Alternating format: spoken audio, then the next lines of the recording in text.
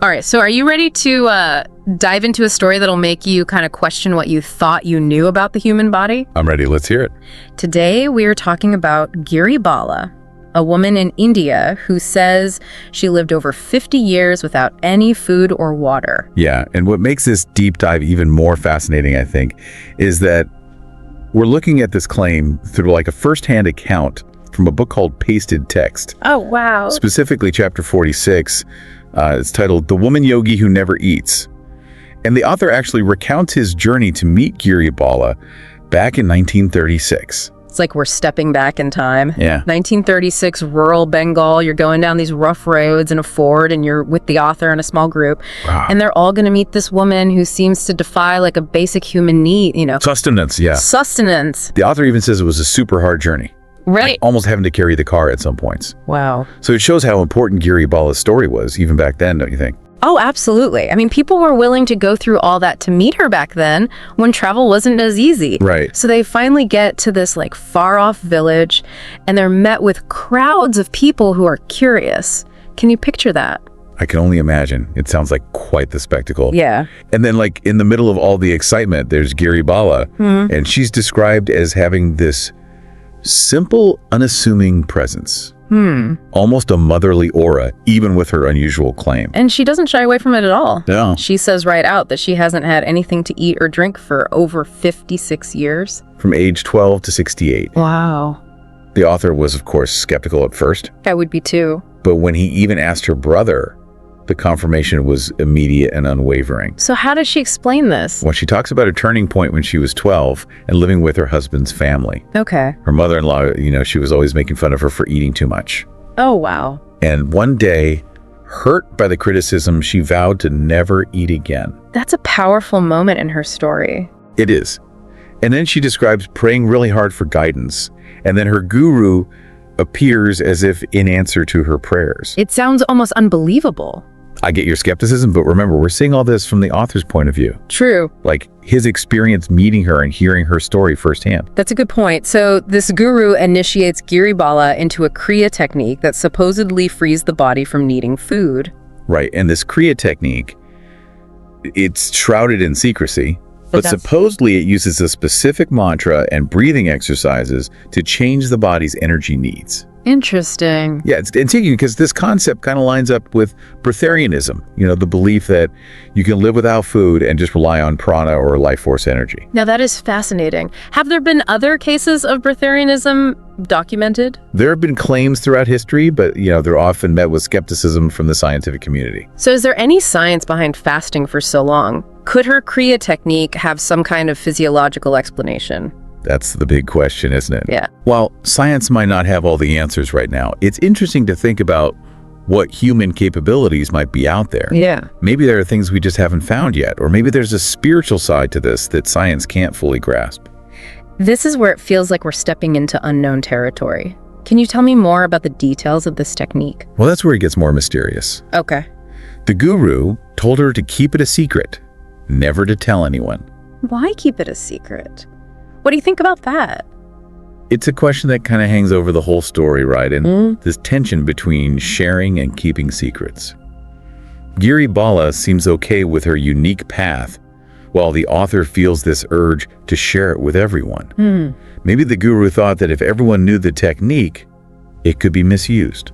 Or maybe it's not for everyone. That's an interesting thought. So what was her life really like? Did she live a normal life even without eating or drinking? According to her, she did all her daily chores, meditated, and felt the changes of the seasons. She even said she never got sick, had minimal pain even from injuries, and no bodily excretions. That's mind-blowing. Okay, so we've heard that Giri Bala's claims kind of push what we think we know about the human body, but she says even more, right? Oh yeah. She even describes like having control over her heartbeat and her breath, and even having visions of her guru and other spiritual figures. So I'm trying to understand this. Just physically, how could someone survive, let alone thrive, without food or water for so long? Well, think about what we know about how the body reacts to starvation. Usually the body starts using its own tissues for energy, which leads to like muscle loss and organ damage. Right. But Giri Bala says she didn't have any of that. She describes herself as healthy and full of life. So are we supposed to believe that this technique just completely bypasses those biological processes? It's a possibility we should think about. Maybe the technique puts her into some kind of deep hibernation, or slows down her metabolism a lot so her body can work on very little energy. It's like she's using a hidden energy source some other way to get energy that we don't fully get yet. Exactly. And we have to remember that we're just starting to understand how complex the human body and mind are. Yeah. There could be whole systems and ways they work that we haven't even discovered. This is what I find so interesting about this deep dive. It makes us face the limits of what we know now. I agree. It reminds us that there's still so much we don't know, especially when we talk about where the physical and the spiritual meet. And when asked about the purpose of her unusual life, she just says to prove that man is spirit, to show what's possible for divine advancement. It's a deep statement that gets to the heart of it all, wouldn't you say? She's not looking for fame or recognition. She's just this quiet, almost defiant example of what humans can do. It's like she's challenging us to broaden our idea of what's possible to explore those uncharted parts of human consciousness. But let's go back to the author for a sec. What was his reaction to all of this? Well, at first he was skeptical, which is understandable. He questioned her, observed her, even asked her brother to confirm things. But as he spends more time with Giri Bala, you can sense a change in how he sees things. So he went from skeptic to believer. Not necessarily a believer in the sense that he just accepted everything she said without question, but more like a witness. Okay. He talks about her having this aura of guarding light, and even calls her a saint. You can feel his admiration growing as he gets to know her more. I like that you pointed out the detail about the aura of guarding light. It adds another layer to the story, this sense of something mystical and hard to explain. Those little details often tell us the most, don't they? They show us how these encounters affect people emotionally, the subtle changes in how they see things. For sure. It reminds us that we're not just dealing with facts and figures, but with real human experiences, emotions, and beliefs. And those experiences can be super powerful, even life-changing for the people involved and for those who hear their stories. There's this really interesting part in the book where the author asks Giri Bala for something to remember her by like a piece of her sari. Oh yeah. And she bows down to him in response. It's such a powerful gesture of humility. And the author, clearly touched by this, insists on touching her feet instead, showing how much he respects her spiritual achievements. It's a beautiful moment that shows the respect that grew between them, even though they came from different backgrounds and had different beliefs. It shows how powerful human connection can be, the ability to bridge gaps through empathy and understanding. So where do we go from here? We've looked at Giri Bala's story, her claims, her way of life, but there are still so many questions unanswered. This is where I think we need to be careful. We can't say for sure whether or not Giri Bala actually lived without food and water. Right.